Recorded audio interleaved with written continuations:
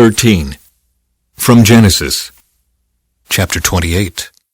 So Isaac called for Jacob, blessed him, and said, "You must not marry any of these Canaanite women. Instead, go at once to Padan Aram, to the house of your grandfather Bethuel, and marry one of your uncle Laban's daughters. May God Almighty bless you and give you many children, and may your descendants multiply and become many nations. May God pass on to you and your descendants the blessings he promised to Abraham. May you own this land where you are now living as a foreigner, for God gave this land to Abraham." So Isaac sent Jacob away, and he went to Padan Aram to stay with his uncle Laban, his mother's brother, the son of Bethuel the Aramean. Esau knew that his father Isaac had blessed Jacob and sent him to Padan Aram to find a wife, and that he had warned Jacob, "You must not marry a Canaanite woman." He also knew that Jacob had obeyed his parents and gone to Padan Aram. It was now very clear to Esau that his father did not like the local Canaanite women. So Esau visited his uncle Ishmael's family and married one of Ishmael's daughters in addition to the wives he already had. His new wife's name was Mahalath. She was the sister of Nebaioth and the daughter of Ishmael, Abraham's son. Jacob's dream at Bethel. Meanwhile, Jacob left Beersheba and traveled toward Haran. At sundown, he arrived at a good place to set up camp and stopped there for the night. Jacob found a stone to rest his head against and lay down to sleep. As he slept, he dreamed of a stairway that reached from the earth up to heaven, and he saw the angels of God going up and down the stairway. At the top of the stairway stood the Lord, and he said, "I am the Lord, the God of your grandfather Abraham, and the God of your father Isaac. The ground you are lying on belongs to you. I am giving it to you and your descendants. Your descendants will be as numerous as the dust of the earth. They will spread out in all directions, to the west and the east, to the north and the south, and all the families of the earth will be blessed through you and your descendants. What's more, I am with you, and I will protect you wherever you go. One day I will bring you back to this land. I will not leave you until I have finished giving you everything I have promised you." Then Jacob awoke from his sleep and said, "Surely the Lord is in this place, and I wasn't even aware of it." But he was also afraid and said, "What an awesome place this is. It is none other than the house of God, the very gateway to heaven." The next morning, Jacob got up very early. He took the stone he had rested his head against, and he set it upright as a memorial pillar. Then he poured olive oil over it. He named that place Bethel, which means house of God, although the name of the nearby village was Luz. Then Jacob made this vow, "If God will indeed be with me and protect me on this journey, and if he will provide me with food and clothing, and if I return safely to my father's home, then the Lord will certainly be my God. And this memorial pillar I have set up will become a place for worshiping God, and I will present to God a tenth of everything he gives me." Then Jacob hurried on, finally arriving in the land of the east. He saw a well in the distance. 3 flocks of sheep and goats lay in an open field beside it, waiting to be watered. But a heavy stone covered the mouth of the well. It was the custom there to wait for all the flocks to arrive before removing the stone and watering the animals. Afterward, the stone would be placed back over the mouth of the well. Jacob went over to the shepherds and asked, "Where are you from, my friends?" "We are from Haran," they answered. "Do you know a man there named Laban, the grandson of Nahor?" he asked. "Yes, we do," they replied. "Is he doing well?" Jacob asked. "Yes, he's well," they answered. "Look, here comes his daughter Rachel with the flock now." Jacob said, "Look, it's still broad daylight, too early to round up the animals. Why don't you water the sheep and goats so they can get back out to pasture?" "We can't water the animals until all the flocks have arrived," they replied. "Then the shepherds move the stone from the mouth of the well, and we water all the sheep and goats." Jacob was still talking with them when Rachel arrived with her father's flock, for she was a shepherd. And because Rachel was his cousin, the daughter of Laban, his mother's brother, and because the sheep and goats belonged to his uncle Laban, Jacob went over to the well and moved the stone from its mouth and watered his uncle's flock. Then Jacob kissed Rachel, and he wept aloud. He explained to Rachel that he was her cousin on her father's side, the son of her aunt Rebekah. So Rachel quickly ran and told her father Laban. As soon as Laban heard that his nephew Jacob had arrived, he ran out to meet him. He embraced and kissed him and brought him home.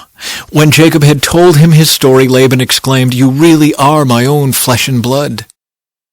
Jacob marries Leah and Rachel.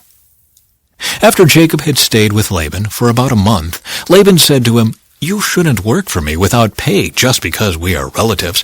Tell me how much your wages should be." Now Laban had 2 daughters. The older daughter was named Leah, and the younger one was Rachel. There was no sparkle in Leah's eyes, but Rachel had a beautiful figure and a lovely face. Since Jacob was in love with Rachel, he told her father, "I'll work for you for 7 years if you'll give me Rachel, your younger daughter, as my wife." "Agreed," Laban replied. "I'd rather give her to you than to anyone else. Stay and work with me." So Jacob worked 7 years to pay for Rachel. But his love for her was so strong that it seemed to him but a few days. Finally, the time came for him to marry her. "I have fulfilled my agreement," Jacob said to Laban. "Now give me my wife so I can marry her." So Laban invited everyone in the neighborhood and prepared a wedding feast. But that night, when it was dark, Laban took Leah to Jacob, and he slept with her. Laban had given Leah a servant, Zilpah, to be her maid. But when Jacob woke up in the morning, it was Leah. "What have you done to me?" Jacob raged at Laban. "I worked 7 years for Rachel. Why have you tricked me?" "It's not our custom here to marry off a younger daughter ahead of the firstborn," Laban replied. "But wait until the bridal week is over. Then we'll give you Rachel too, provided you promise to work another 7 years for me." So Jacob agreed to work 7 more years. A week after Jacob had married Leah, Laban gave him Rachel too. Laban gave Rachel a servant, Bilhah, to be her maid. So Jacob slept with Rachel too, and he loved her much more than Leah. He then stayed and worked for Laban the additional 7 years. Jacob's many children. When the Lord saw that Leah was unloved, he enabled her to have children, but Rachel could not conceive. So Leah became pregnant and gave birth to a son. She named him Reuben, for she said, "The Lord has noticed my misery, and now my husband will love me." She soon became pregnant again and gave birth to another son. She named him Simeon, for she said, "The Lord heard that I was unloved and has given me another son." Then she became pregnant a 3rd time and gave birth to another son. She named him Levi, for she said, "Surely this time my husband will feel affection for me, since I have given him 3 sons." Once again, Leah became pregnant and gave birth to another son. She named him Judah, for she said, "Now I will praise the Lord." And then she stopped having children. From Matthew. As Jesus was saying this, the leader of a synagogue came and knelt before him. "My daughter has just died," he said, "but you can bring her back to life again if you just come and lay your hand on her." So Jesus and his disciples got up and went with him. Just then a woman who had suffered for 12 years with constant bleeding came up behind him. She touched the fringe of his robe, for she thought, "If I can just touch his robe, I will be healed." Jesus turned around, and when he saw her, he said, "Daughter, be encouraged. Your faith has made you well." And the woman was healed at that moment. When Jesus arrived at the official's home, he saw the noisy crowd and heard the funeral music. "Get out," he told them. "The girl isn't dead. She's only asleep." But the crowd laughed at him. After the crowd was put outside, however, Jesus went in and took the girl by the hand, and she stood up. The report of this miracle swept through the entire countryside. Jesus heals the blind.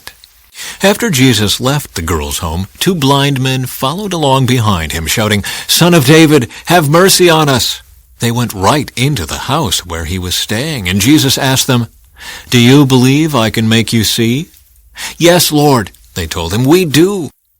Then he touched their eyes and said, "Because of your faith, it will happen." Then their eyes were opened, and they could see.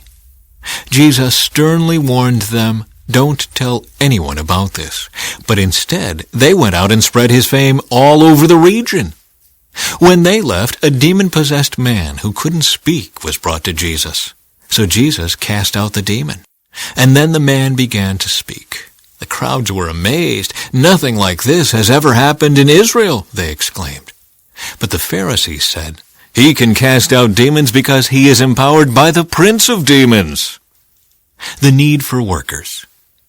Jesus traveled through all the towns and villages of that area, teaching in the synagogues and announcing the good news about the kingdom. And he healed every kind of disease and illness.